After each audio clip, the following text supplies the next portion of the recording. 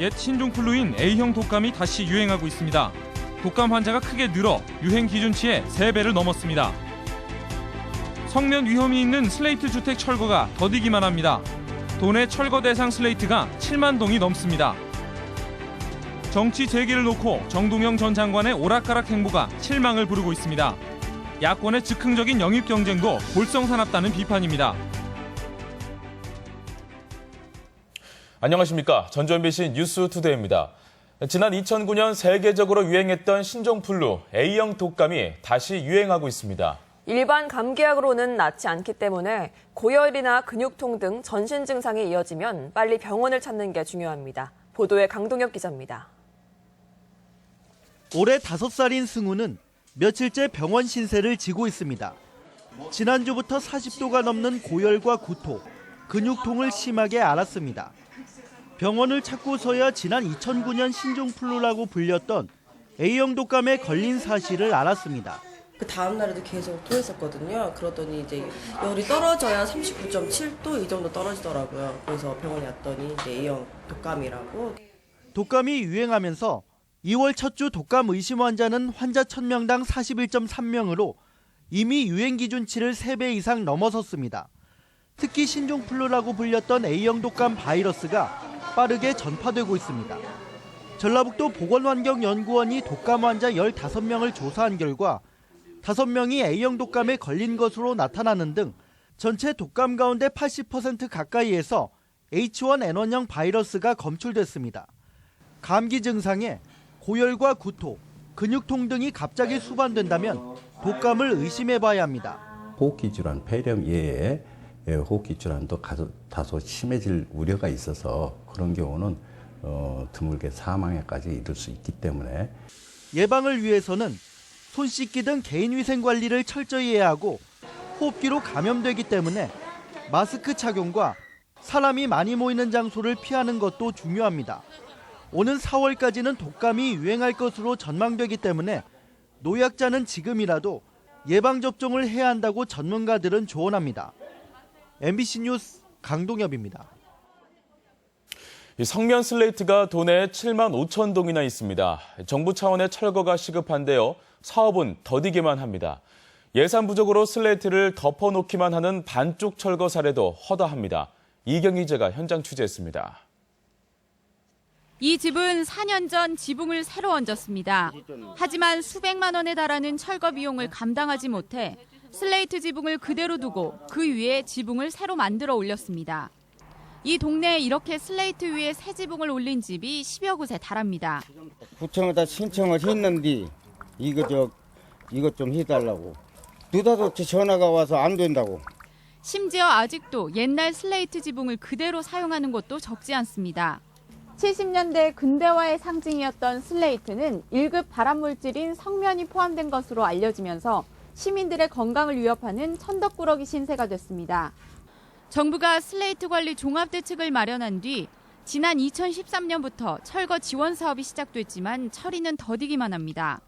전라북도는 11만 동의 슬레이트 건축물이 있는데 이 중 68%인 7만 5천 동이 주택입니다.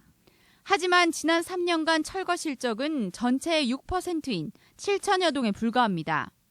안전 문제라든지 이런 것들도 놓고 볼 때 예산 확보를 좀 더 추가적으로 해서 이 사업들이 좀 조기에 마무리될 수 있도록 만들어내는 게 필요한 것 같고요. 지원은 168제곱미터당 약 330만 원 수준으로 해당 지자체별로 접수를 받고 있습니다. MBC 뉴스 이경입니다. 전주시가 추진하는 항공대대 이전 사업과 관련해 행정소송이 잇따르고 있습니다. 최근 전주시 도도동 인근 마을 주민 11명은 전주시가 주민 의견 수렴 없이 국방부와 항공대대 이전 합의각서를 체결했고 환경영향평가 설명회도 규정대로 개최하지 않았다며 사업계획 처분 무효 소송과 집행정지 신청을 법원에 제기했습니다. 이보다 앞선 지난달 말 이전 부지인 도도동 마을 주민 45명도 국방부를 상대로 사업계획 취소 소송을 제기했습니다. 전주시가 올해부터 아파트 분양가 심사위원회 회의록을 공개하기로 하면서 분양가 상승을 억제하는 데 효과를 거둘지 관심이 모아지고 있습니다. 올해 심사위원회를 새로 구성한 전주시는 분양가 심사가 시민의 입장에서 진행될 수 있도록 회의록 공개를 원칙으로 결정했다고 밝혔습니다. 그동안 분양가 심사위원회 회의록은 법률상 비공개였고 위원회 의결이 있을 때만 공개가 가능했습니다. 칩거 중인 정동영 전 장관에게 야권의 영입 경쟁이 볼성사납게 전개되고 있습니다. 정 전 장관의 행보 역시 그간 자신이 쌓아왔던 정치적 활동이나 주장과도 거리가 멀어 아쉬움을 주고 있습니다. 이창익 기자의 보도입니다. 국민의당에 전격 입단한 이상돈 교수는 최근 개성공단 폐쇄를 비난한 정동영 전 장관에 대해 공단 폐쇄가 잘못됐다면 민주당보다 왼쪽으로 가는 것이라며 정 전 장관이 들어오면 급진 정당이 된다며 반대 입장을 내비쳤습니다. 결국 이 교수가 국민의당에 입당하면서 정 전 장관의 합류는 물 건너갔다는 관측이 나오고 있습니다. 그러니까 다 죽는 것처럼 되다가 또 만만치 않은 모양이더라고.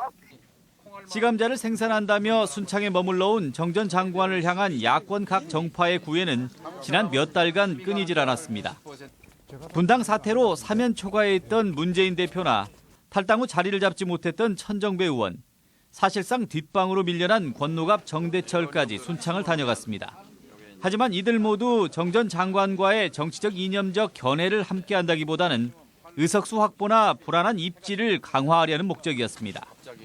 정 전 장관의 간보기 역시 끝나지 않은 듯합니다. 아마 조만간인데 그 동네 사람들 얘기니까 나중에. 말로만 칩거지 서울과 전주를 숱하게 오가고 전주 덕진에서 총선 준비도 시작했지만 정치 재개를 부인하는 이중적인 모습도 보였습니다. 대선 후보까지 지낸 정 전 장관이지만 여전히 지역 정치의 테두리조차 벗어나지 못하는 모습에 도민들 사이에 안타까움과 함께 실망도 터져나오고 있습니다. MBC 뉴스 이창익입니다. 더불어민주당과 새누리당이 도내 공천 신청을 마감했는데 더민주는 신청자가 대폭 줄었고 새누리는 약간 늘었습니다. 국민의당도 조만간 후보 접수를 끝내고 경선에 들어갑니다. 고차원 기자입니다. 더불어민주당이 20대 총선 공천 신청을 마감했습니다. 전북 11개 선거구에서 공천 신청자는 현역을 포함해 23명으로 2.09대 1을 기록했습니다. 전주 완산을과 익산을, 군산에 가장 많은 3명의 후보가 접수했고 완산 갑과 고창 부안은 현역 1명만이 접수했습니다.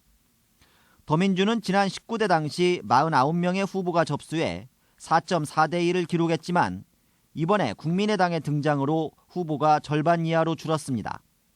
영입인사는 오는 19일까지 추가 접수를 받기로 해 최종 후보는 다소 늘 전망입니다. 새누리당 역시 공천 신청을 마감한 결과 전북 8개 선거구에 10명이 접수해 지난 19대 때 7명보다 3명이 많았습니다. 익산 갑과 남원 순창에 각각 2명의 예비 후보가 등록을 마쳐 30년 만에 경선이 치러질 가능성도 있습니다.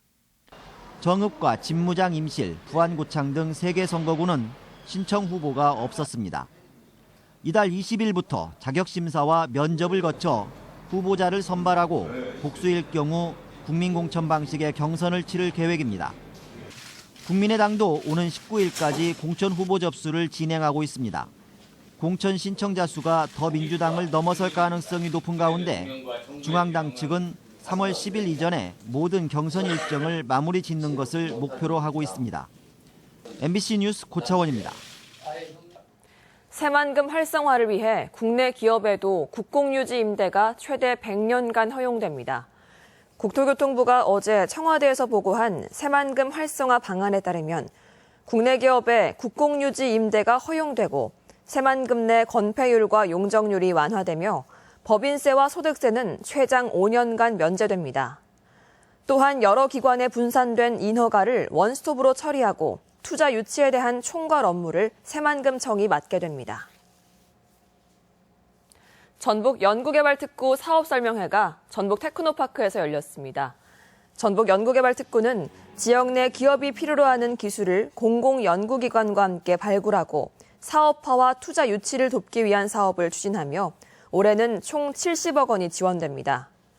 전북연구개발특구는 지난해 8월 대덕, 광주, 대구, 부산에 이어 전국에서 5번째로 지정됐습니다. 법의 노조 판결을 받은 전교조에 대해 교육부가 요구한 노조 전임자 복귀 시한이 다가오고 있습니다. 하지만 전교조는 전원 복귀는 않겠다는 입장이고 전북교육청 역시 교육부와 방침이 달라서 갈등을 예고하고 있습니다. 정진호 기자가 보도합니다. 지난달 22일 교육부는 전교조 전임자들을 학교로 복귀시킬 것을 전북교육청에 요구했습니다. 법외노조 통보를 받은 전교조가 1심에 이어 항소심에서도 패소했기 때문입니다. 교육부는 노조 사무실 지원 중단과 단체 협약 효력 상실 등 4가지를 오는 22일까지 마무리 짓도록 했습니다. 하지만 도교육청은 전임자 복귀를 명령하는 공문은 발송했지만 나머지 요구사항은 받아들이지 않기로 했습니다. 실체를 갖고 있는 노조인 거는 분명합니다. 사무실 임대 지원이라든지 기타 전교조와 맺었던 단체 협약은 지속적으로 지킬 예정입니다. 현재 5명이 전임자로 일하고 있는 전교조 전북지부 역시 교육부와 해석을 달리하며 전원 복귀는 어렵다는 견해를 보이고 있습니다. 학교에 복귀하지 않는 전임자는 징계나 최악의 경우 직권 면제까지도 감수해야 하는 상황입니다. 교육부가 이거를 허가를 하는 것을 갖고 있는 것은 교육감이 가지고 있는 권한을 침해하고 있다. 그래서 직권 남용이다. 이렇게 볼 수 있겠죠. 법외노조 후속 조치를 둘러싸고 강경 대응에 나선 교육부.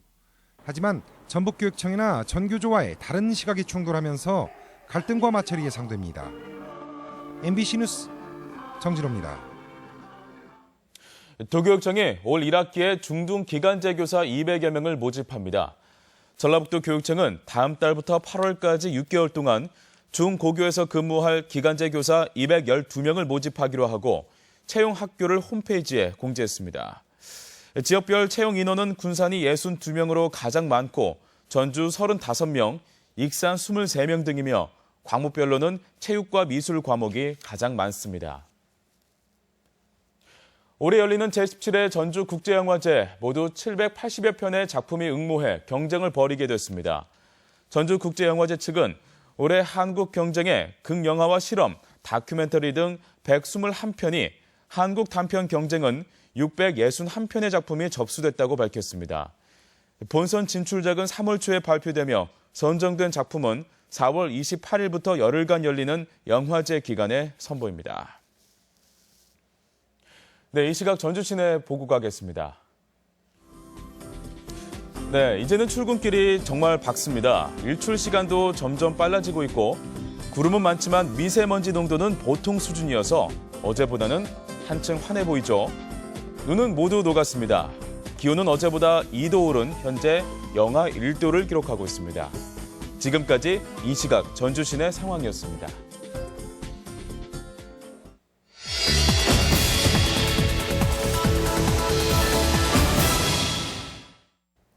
지난해 전주 한옥마을에 1,000만 명 가까운 관광객이 방문해 대한민국 대표 관광지로 다시 한번 거듭나게 되었습니다. 하지만 방문객 1,000만 명이라는 성공에 취해 우리가 장밋빛 미래를 꿈꾸기에는 아직도 많은 과제가 우리 앞에 남아 있습니다. 먼저 정확한 통계 데이터가 우리에게 필요합니다. 행정자치부 그리고 전라북도와 전주시가 공동으로 2014년 10월부터 지난해 9월까지 1년간 분석한 이 자료는 우리가 현실적으로 느끼지 못하고 있는 것이 사실입니다. 보다 투명하고 기초적인 데이터를 전문가와 지역민들에게 공개하고 이를 활용함으로써 전주시와 한옥마을 관광 발전에 기여될 수 있도록 해야 합니다. 둘째, 한옥마을을 방문하는 관광객들의 방문 이유와 소비 패턴 등을 정책가들과 관련자들이 알고 있어야 합니다. 전국에는 우리 한옥마을과 같은 유사한 전통 마을들이 많이 조성되어 있습니다. 전주 한옥마을이 이들과 별 다를 것이 없다면 관광객들이 굳이 다시 찾을 이유가 없을 것입니다. 전주 한옥마을은 전주만의 특성이 있어야 합니다. 이번 기회에 우리가 한옥마을의 정체성에 대해 다시 한번 고민하고 정립하는 계기가 필요합니다. 셋째, 관광객을 맞이할 수 있는 수용태세를 우리가 갖추고 있는지 다시 한번 확인해야 합니다. 손님을 초대했으면 그에 맞는 서비스를 제공해야 합니다. 이를 위해 우리도 선진국과 같은 서비스 인증제 시스템을 도입해 관광객들에게 믿고 만족할 만한 서비스를 제공함으로써 관광객들이 다시 방문할 수 있는 토대를 마련해야 합니다. 방문객 1,000만 명이라는 성공에 취하지 말고 관광객이 얼만큼 왔는가보다는 왜 왔는가를 더 중요하게 생각하고 무엇을 보았는가보다는 어떤 것을 느꼈는가를 살펴봐야 할 때입니다. MBC 논평이었습니다.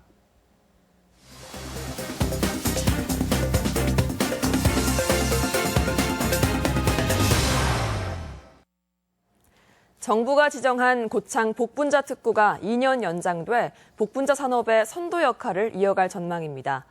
또 완주군의 수요 응답형 버스의 이용 만족도가 매우 높게 나타났습니다. 시군 소식 박찬일 기자가 보도합니다.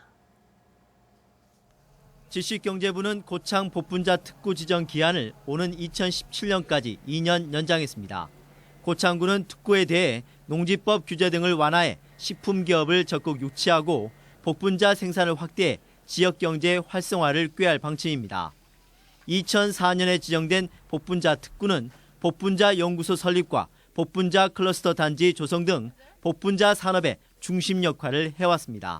복분자 산업 육성에 더욱 박차를 가하고 지역 농업인들의 소득 증대에 기여할 수 있도록 최선의 노력을 다하겠습니다. 완주군 동상면 일대에서 운행 중인 수요 응답형 버스에 대해 주민 만족도가 매우 높은 것으로 나타났습니다. 완주군이 지난해 6월부터 6개월간 수요 응답형 버스 주민 만족도를 조사한 결과 요금과 운영 시간 등 모든 부분에서 90% 이상이 만족했다고 답해 올해 한 대를 추가로 배치해 수요 증가에 대비하기로 했습니다. 침체된 우리 농촌 지역의 새로운 활력이 되었고 이제 군민의 눈높이에 맞는 교통복지 실현을 위한 각종 교통정책을 시행하도록 하겠습니다. 임실군 보건의료원이 운영하는 건강 100세 마을 사업이 호응을 얻고 있습니다. 한의사 등 18명으로 구성된 의료진이 12개 경로당을 일주일에 한 번씩 방문해 건강 상담과 치매 예방 교육, 운동 관리 등 다양한 건강 프로그램을 제공합니다. 군산교육발전진흥재단이 우수 중학생과 예체능 장학생 140명에게 장학증서 수여와 2억 원의 장학금을 전달했습니다. 군산교육발전재단은 2008년부터 올해까지 26억 원의 장학금을 지급했습니다. MBC 뉴스 박찬익입니다. 이어서 우리 지역 행사와 문화 소식입니다. 군산시립합창단의 정기 연주회가 오늘 군산예술의 전당에서 열립니다. 라면과 쌀로 공연비를 받는 사랑 나눔 콘서트가 오늘 익산예술의 전당 중공연장에서 펼쳐집니다. 전북도립국악원은 모레 전주 통일광장에서 정월대보름 맞이 공연을 갖습니다. 서양화가 박정경의 첫 개인전이 오늘부터 다음 달 2일까지 우진문화공간에 마련됩니다. 와인잔과 와인을 통해 현대인의 모습과 욕망을 표현한 유용상 개인전이 전주 갤러리 PIU에서 열리고 있습니다. 전북 농생명 소프트웨어 융합페어가 오늘과 내일 전주 르윈호텔에서 개최됩니다. 정월 대보름을 맞아 내일부터 닷새간 전주 화산체육관에서 우수 중소기업의 홈리빙과 농수산물을 저렴하게 판매합니다. 국립전주박물관은 오늘 러시아 에르미타주 박물관 큐레이터 초청 특강을 진행합니다. 김제지평선 아카데미가 오늘 시청에서 스트레스 다스리기라는 주제로 운영됩니다. 무주 구규림관리소는 오늘부터 26일까지 덕유산 유아 숲체험원 참여를 희망하는 보육기관을 접수받습니다. 2월 18일 목요일 전라북도 지역 날씨입니다. 전북은 오늘 대체로 맑은 가운데 낮에는 가끔 구름이 많겠습니다. 낮 최고 기온은 완주 11도, 전주 10도, 무주 9도 등 8도에서 11도의 분포로 어제보다 높겠습니다. 바다의 물결은 서해남부 전해상에서 0.5에서 2.5m로 일겠습니다.